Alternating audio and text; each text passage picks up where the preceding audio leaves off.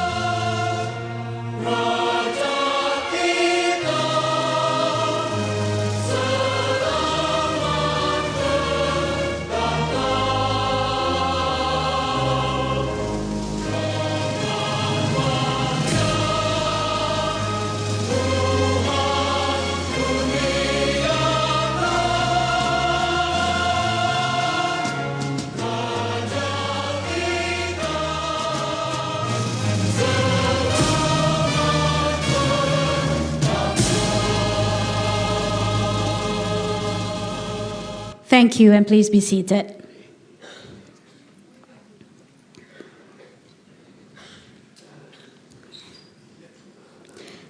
Bismillahirrahmanirrahim. Alhamdulillahi Rabbil Alamin wa bihi nasta'in. Allahumma salli ala Sayyidina Muhammad wa ala alihi wa sahbihi wa sallim.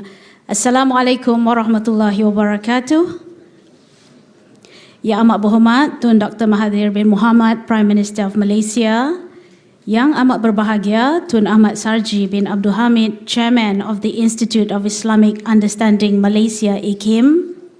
His and Her Excellencies and State Representatives, our distinguished speakers, Dr. Hisham Halia, Fellow Royal United Services Institute, United Kingdom, and Carnegie Endowment for International Peace, United States of America, Dr. Hatim Bazian, Co-founder Zaituna College, United States of America, Yang berbahagia Tan Sri, Puan Sri, Datuk Datin, our media partners, distinguished guests, ladies and gentlemen. Assalamualaikum warahmatullahi wabarakatuh.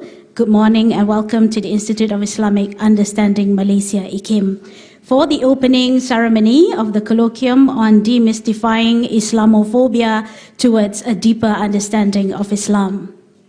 To begin our ceremony today, I'd like to call upon Dr. Nik Ruskiman Abdul Samad, Senior Fellow of the Center for the Study of Sharia Law and Politics, IKIM, to recite the Dua.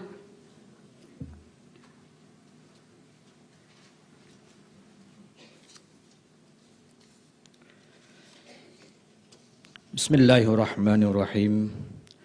Alhamdulillahi Rabbil Alamin. Wassalatu wassalamu ala Sayyidina Muhammadin wa ala alihi wa sahbihi ajma'in. Allahumma sallimna wa sallim dinana wa sallim tawhidana wa sallim ma'rifatana wa sallim qulubana wa sallim ajsadana wa sallim ikhwanana minal muslimin wal muslimat birahmatika ya arhamar rahimin. Allahumma inna nas'aluka mujibati rahmatik وعظائم مغفرتك والسلامة من كل إثم والغنيمة من كل بر والفوز بالجنة والنجاة من النار. اللهم أحسن عاقبتنا في أمور كلها وأجرنا من خزي الدنيا وعذاب الآخرة. O Allah, we seek from you all good things which pertain to this day and the days in the hereafter. O Allah, in conjunction with the colloquium on demystifying Islamophobia towards deeper understanding of Islam, we seek your guidance and protection in making this event a successful one. Inspire the members of this colloquium with the spirit of peace, prosperity and friendship. Demystify Islamophobia amongst us so that the true understanding of Islam descends into our hearts. O Allah, dispel anxiety and remove hatred from our hearts. Promote among us cooperation, sincerity and loyalty in our work for the betterment of this country, Malaysia in particular, and the world in general. Let this day be the most blessed day we ever saw. the most brilliant ideas we ever thought, the most excellent companions we ever met, and the best time of our existence. O Allah, help us with your grace, guide us with your guidance, open our minds and our hearts toward receiving and comprehending the best from the knowledge that we have been given us. We seek refuge in you from knowledge which are not beneficial and supplication which are not accepted. Allahumma ja'al jam'ana hadha jam'an marhuma wa tafarruqana min ba'dihi tafarruqan ma'asuma. Wa sallallahu ala Sayyidina Muhammadin wa ala alihi wa sahbihi wa sallam. Walhamdulillahi Rabbil Alamin. Amin ya Rabbal Alamin. Thank you, Dr. Nidrus Kiman. Ladies and gentlemen, now I would like to cordially invite Yang Amat Berbahagia Tun Ahmad Sarji bin Abdul Hamid, the chairman of the Institute of Islamic Understanding Malaysia IKIM, to deliver his welcoming speech. Please welcome Yang Amat Berbahagia Tun Ahmad Sarji.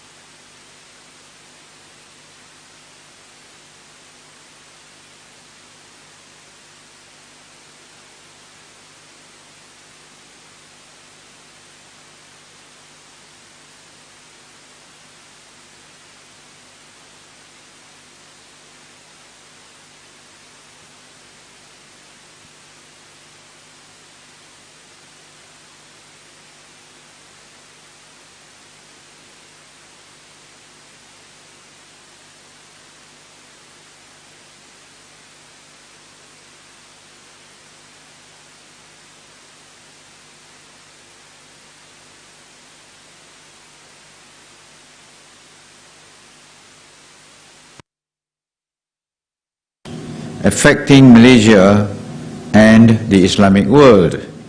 The series include 1. Good governance in Islam, 2. Islam and disruptive technology, 3. Islam and moral freedom, 4. The failure of extreme capitalism. Is Islamic economics the answer? 5. National sovereignty of the Islamic countries in the context of international conventions. 6. Religious responses to climate change and environmental degradation. 7. Maqasid Sharia framework for sustainable development. And 8. Halal economy, potentials and challenges. Ladies and gentlemen, the term Islamophobia has been popularized to mean anti-Muslim racism found in Western societies. The primary purpose is to promote prejudice against or hatred of Islam and Muslims. In Malaysia, online hate against Islam can be understood as a reaction against ultra-conservative displays of Islam that are perceived to be constricting the multicultural public sphere and discriminatory to non-Muslims. It has been reported that there were a series of social media postings insulting the Holy Prophet Muhammad, peace be upon him, that led to numerous police reports. Several countries utilize the global discourse on terrorism to implement authoritarian policing against the Muslims. Ladies and gentlemen, today and tomorrow, we are indeed privileged to have the participation of two scholars from abroad to share their expertise on Islamophobia, namely Dr. Hisham Hellier, a fellow at the Royal United Services Institute, United Kingdom, whose views on international affairs and security issues have been sought by CNN, the BBC, the Washington Post, the New York Times, the Guardian, and others, while the other speaker is Dr. Hatim Bazian, a co-founder of Zaytuna College in the United States of America, and he is the director of Islamophobia Study Center at California, whose views on Islamophobia have been sought by Al Jazeera, TRT World, and Daily Sabah in Turkey. Ladies and gentlemen, the world, in particular the Islamic countries, recognize Yang Amat Berhormat Tun Dr. Mahathir's noble commitment on matters concerning the religion of Islam, in particular how Islam is misunderstood. He is widely regarded as the voice of Islam. This morning, we look forward to hearing Yang Amat Berhormat Tun's views on the subject of Islamophobia. Thank you. Thank you, Yang Amat Berbahagia Tun Ahmad Sarji Abdul Hamid, for the welcoming speech. Now, ladies and gentlemen, it is with our great honor to invite Yang Amat Berhormat Tun Dr. Mahathir bin Mohamad, Prime Minister of Malaysia, to deliver his thematic address and officiate the International Colloquium on Demystifying Islamophobia towards a deeper understanding of Islam. Bismillahirrahmanirrahim. Assalamualaikum warahmatullahi wabarakatuh. And a very good morning to everyone. Ladies and gentlemen, it is indeed a pleasure to be returning here to the Institute of Islamic Understanding Malaysia, IKIM, and to share some thoughts with you today on a widely debated subject that has afflicted and affected our Ummah and the rest of the world. Before I proceed, I would like to express my appreciation to Tun Ahmad Sarji, Chairman of IKIM, and the organizing committee for organizing this IKIM International Colloquium on Demystifying Islamophobia towards a deeper understanding of Islam, and for inviting the two noted speakers, Dr. Hisham Hellier and Dr. Hatim Bazian, who are conversant on the subject matter. Ladies and gentlemen, it is easy perhaps to lay the blame on other people for whatever happens, whatever bad things happen to us. But often it is not fair to blame everyone else and not to look at oneself too. We need to know what we have done which has contributed to the subject being Islamophobia, fear of Islam. We know this is a term that has come into use quite some time now, and it is taken as an expression of the fear of Islam and Muslims in the world. Obviously, it was not invented or coined by Muslims. It was invented and coined by those who do not like Muslims, who are in fact enemies of the Muslims and of Islam. We can go back to past history as to the conflicts that had occurred many, many times within Islam and the Muslims and those of other religions, in particular of the Christians. Europe is known as Christendom, the place, the kingdom of the Christians. And when the Eastern religion of Islam comes into contact with Christendom, there necessarily must be a clash, because Christendom doesn't want Islam to displace the religion that they had believed for a long time. But that has not led to fears of Islam. Indeed, the Europeans at times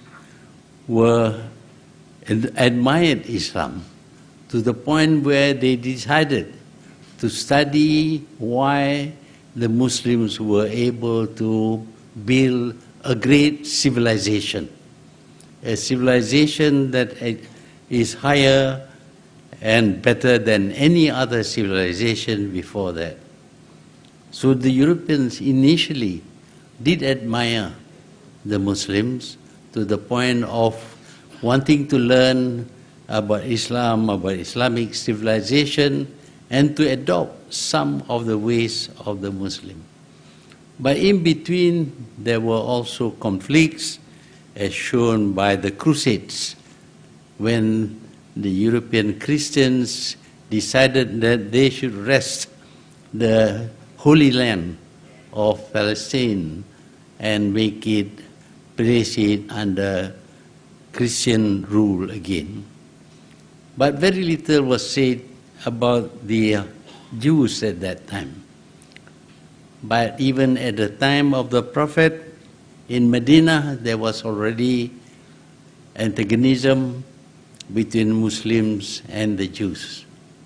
But the Jews were not very numerous, and they were unable to fight a war against Muslims. So their tendency was to bide their time by not incurring the displeasures of the Muslims. Later on, we find that there were other conflicts between Islam and Christendom, but these did not result in a general impression that Islam and Muslims are to be feared. They are not, the term Islamophobia was not coined at that time. It is much later that we hear this word being coined and being used.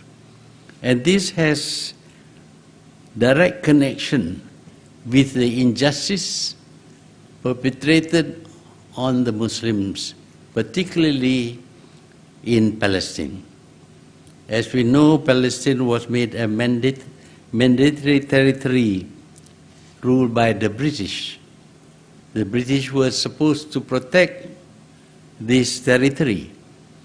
But after the last war, when the Jews started demanding that they be given a new land of their own, and they identified Palestine as their homeland, the British at first resisted, but finding that the Jews were apt to use terror tactics against them, the British decided to leave Palestine. And eventually, of course, the United Nations recognized the state of Palestine, the state of Israel in Palestine, without ever asking the people living there. There was no plebiscite, no referendum, but the United Nations, which is supposed to be a very democratic association, decided to give a part of Palestine to form the state of Israel.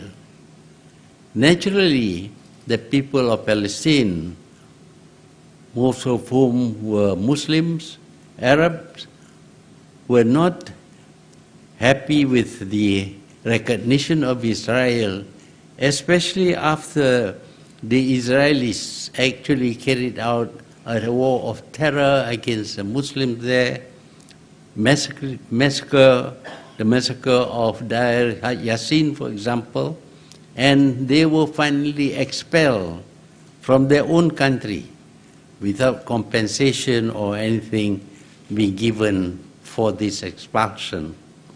They were not only expelled, but they were also oppressed by the Israelis to the point where almost all the Arab Muslims of Palestine had to leave Palestine and be refugees in many countries. Naturally, they would want to take back their country. How could they take back their country when they were so very weak? And so they got the sympathy of three Islamic nations, namely Egypt, Syria, and Jordan. There was a conventional war waged between these three allies against the Israeli state. They could have won, but unfortunately the European countries which had backed Israel went to the rescue of Israel, and the three countries were defeated. There was another attempt at conventional war when the armies of Egypt crossed the Suez Canal into Israel. But again, we find that the Europeans who had created the state of Israel, the Europeans came to the rescue of Israel and defeated the Egyptian army.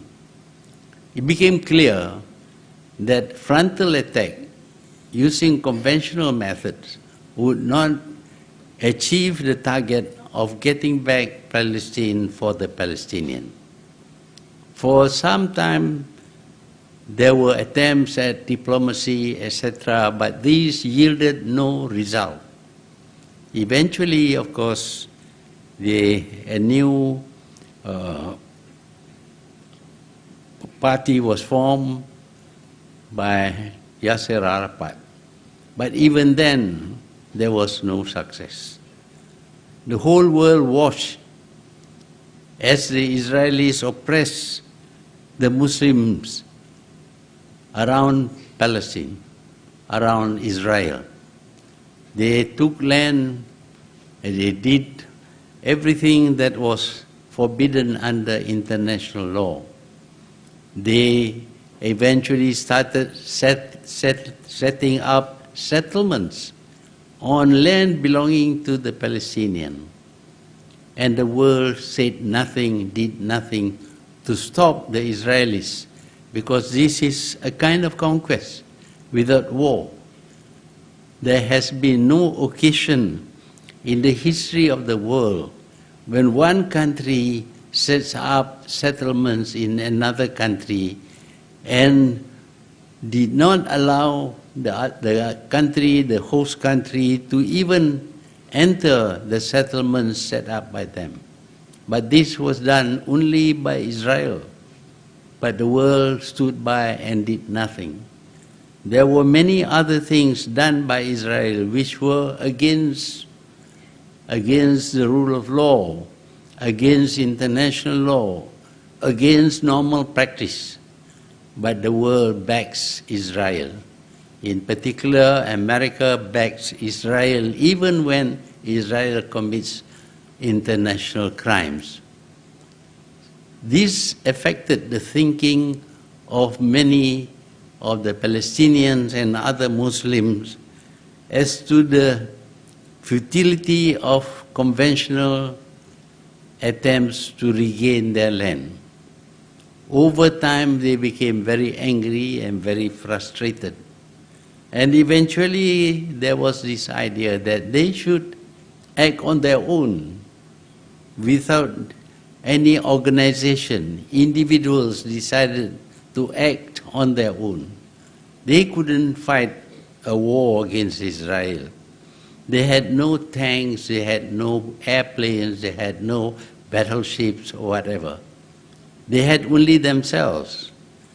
But in order to inflict damage on the Israelis, they resorted to single attacks by blowing themselves up in crowded places so as to kill the people around.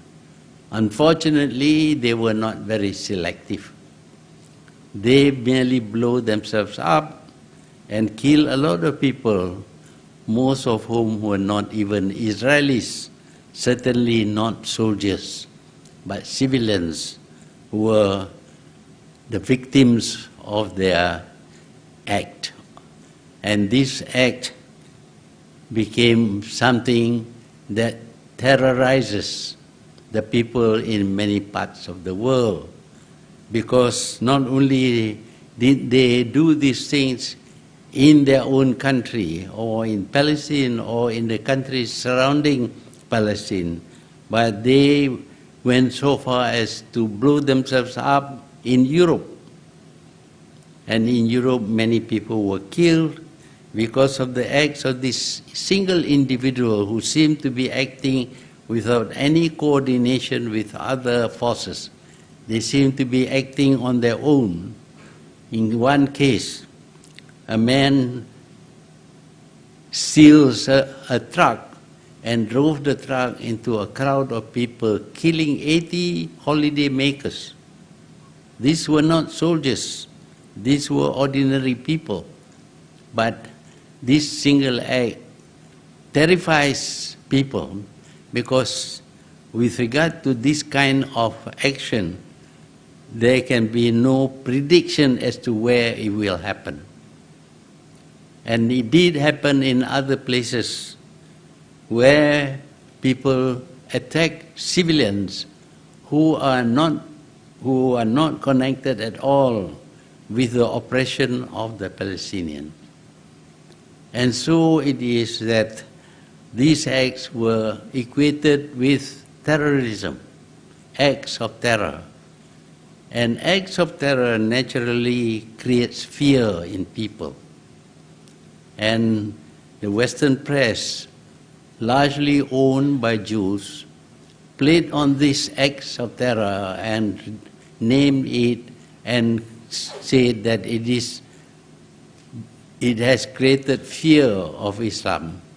And so the word Islamophobia came into being and is now frequently used and directed at Muslims as if all Muslims were terrorists. But the fact remains that there were acts of terror on the parts of Muslims which are not directed at soldiers of Israel or even at Israel. Many of the acts were in other places, and the idea of using such methods to achieve their objective has been taken up by other Muslim organizations, and we are now living in fear that at any time some fanatical person might use these terror tactics in order to vent their anger and frustration. In the end, of course, there was no gain. Since for 70 years these acts were committed, the situation of the Palestinians had not improved at all. If at all, we find that the Palestinians are losing on every front. More settlements are being built in Palestine, in land belonging to the Palestinians.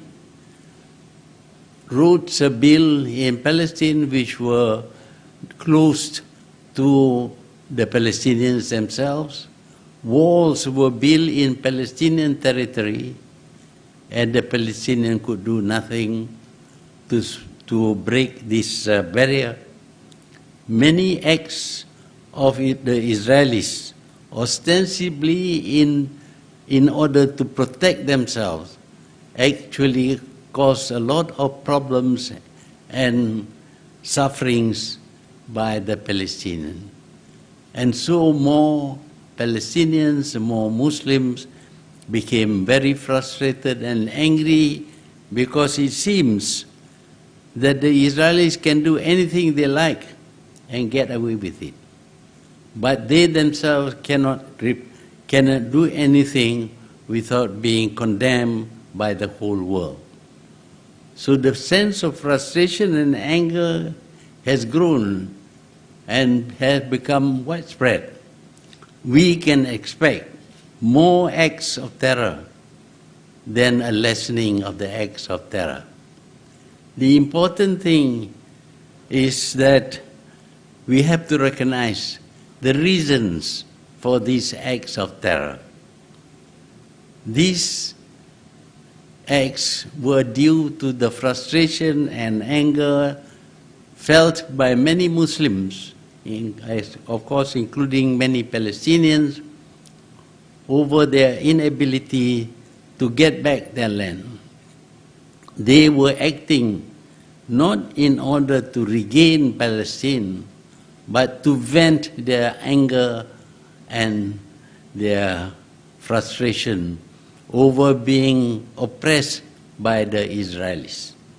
In the meantime, the Israelis committed lots of acts of terror against the Muslims, but these were not reported, and there is no such thing as Israeli xenophobia.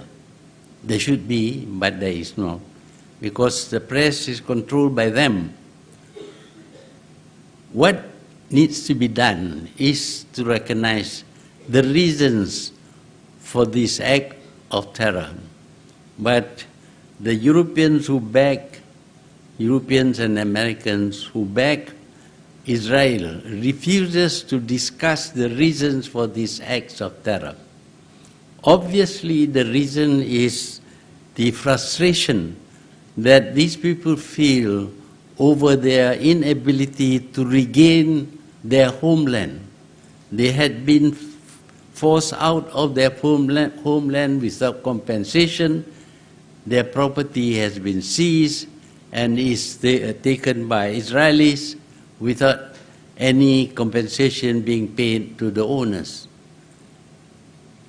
If we do not recognize the reasons for their acts, which we call the acts of terror, then it will continue and will become worse as more and more people become angry and frustrated and unable to fight a conventional war would resort to what we call acts of terror. And of course, this will result in Islam and Muslim being condemned and being the cause of fear felt by the whole world. As I said, we need to know the reasons why. And the reasons lies in the expropriation of Palestinian land to form the state of Israel and the subsequent oppression of Israelis on the people of Palestine. Many were the acts of terror and illegal acts that are committed by Israel, which are not condemned by the big powers. And certainly nothing is done by them to stop Israel from committing these acts. We, from Malaysia, we tried to send building materials to Gaza, but our ship was stopped by Israel in international waters, something that is illegal, and the ships were taken to Israeli ports, and we do not know where the building materials are until today. That is an act of piracy on the part of Israel, and it should have been condemned, but it was not condemned. And this again increased the anger and the frustration of many Muslims, especially Arab Muslims, and even Indonesian Muslims are affected by this strong feeling of frustration and anger. And with that, more acts that are considered to be acts of terror will be committed into the future, not confined to the Middle East alone, but all over the world. To stop these acts of terror, we have to go for the reasons behind the acts of terror. If there is justice given to the Palestinians, I am quite sure that there will be less acts of terror. If the claims of the Palestinians are respected and are supported, then there will be less acts of terror. But on the other hand, the Muslims themselves must know that in a struggle for one's own liberation, acts of terror will not give you success. For 70 years, the Palestinians has been fighting for their land, but they have made no progress. In fact, they have lost more lands. More lands are being settled by Jews. And today we find that even Jerusalem is recognized by Jews and by some other countries as the capital of Israel. And there is nothing that the Muslim can do because we are all very weak. The better thing to do is to gain the sympathy of the world by showing that the Israelis are the perpetrators of injustice against the Muslim. We need to have more people to support the struggles of the Muslim. Acts of terror does not help in winning support. In any case, acts of terror does not give any results at all. What gives result is a good strategy using diplomacy and other means to win over the support of many people. It is not true that all Europeans are or Americans are against Islam or the Muslims or against the Palestinians. Many are sympathetic, but we do things that cause them to lose their sympathy for us. People who had gone to help the Palestinians, to work with the Palestinians, to support them, have been killed by the Muslims. This does not endear us to the world at large.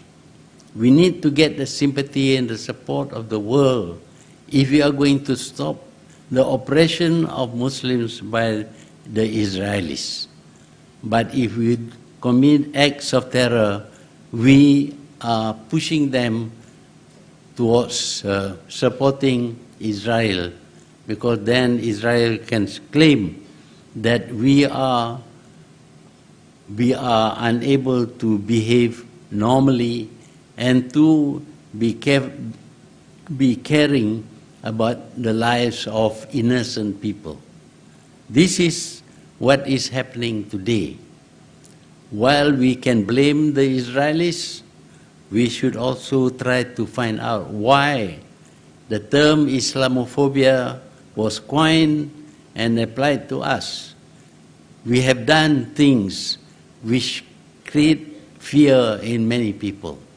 There is no necessity for that, especially when we do not care who the victims are. 80 people were mauled to death by a truck driven by a Muslim. What does it achieve? Nothing. And there were many other acts in Europe where there are people who are sympathetic towards us, but by doing that, we create fear among them. What is needed now is to have a proper strategy and to avoid acting individually.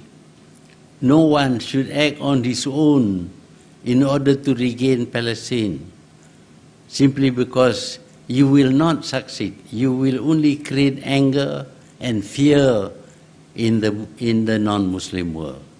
What is needed is to have a proper strategy in order to win as much support for Islam and the Muslims from the people who today are seemingly afraid of Islam. We need, of course, to explain the teachings of Islam. That is another mistake that we make. We do not adhere to the teachings of Islam. We are more interested in following the instructions of leaders who emerge in order seemingly to fight for Islam. But in fact, they are not fighting for Islam, nor are they adhering to the teachings of Islam. Islam is a peaceful religion, but we see today Muslims fighting against Muslims and committing acts, terrifying acts against fellow Muslims. That also creates fear among Muslims. We see, unfortunately, Muslim countries being left practically ungoverned. The government of the countries were not able to impose rule over their country. Many Muslim countries have collapsed because of an attempt to become democratic, but without understanding of the rules of democracy. Today, many Muslim countries are suffering. And they are suffering because we do not plan, we do not do things correctly, and certainly we do not follow the teachings of Islam as found in the Quran. It is very important that we return to the true teachings of Islam, that we obey the injunctions of Islam, that we understand that killing is not something that is permitted in Islam, because the killing of one person is like killing the whole of humanity. And certainly a Muslim must not kill a fellow Muslim. The punishment is very severe. So we need to understand Islam. We need to understand Islam by Muslims themselves. This institution was set up because very early on we noticed that many Muslims do not understand the teachings of Islam. Yes, they all pray, they fast, they give out zakat, they perform the hajj, but beyond that, what they do is contrary to the teachings of Islam. This institute is meant to remind Muslims as to the true teachings of Islam. And the true teachings of Islam must be based on the Quran, the words of Allah, the messages of Allah to Muhammad for humanity. But most of us only perform the prayers, Fardu Ain, for the afterworld. But for this world, we do not follow the teachings of Islam. And so, because we disregard the teachings of Islam, we find Muslims and Muslim countries are in a very bad situation. Many would say that this is a test for us. This is Allah's test for us to see whether we can handle a bad situation or not. And many of us say prayers, we recite du'as, long du'as, asking for help from Allah subhanahu wa ta'ala. But as the Quran says, He will not grant you your request unless you make the correction by yourself first. So today, it is not only Islamophobia that needs to be given attention, and to try and reduce it by avoiding acts which would terrify people, but also by returning to the true teachings of Islam as given in the Quran and the verified Hadith. If we do that, I am quite sure that there will be no Islamophobia, that we will regain our strength, we will be more united, and we will be able to erase the bad name that has been given to us. I thank you. Thank you, Yang Berhormat Tun Dr. Mahathir bin Mohamad, for the thematic address and also officially opening the International Colloquium on Demystifying Islamophobia towards a deeper understanding of Islam.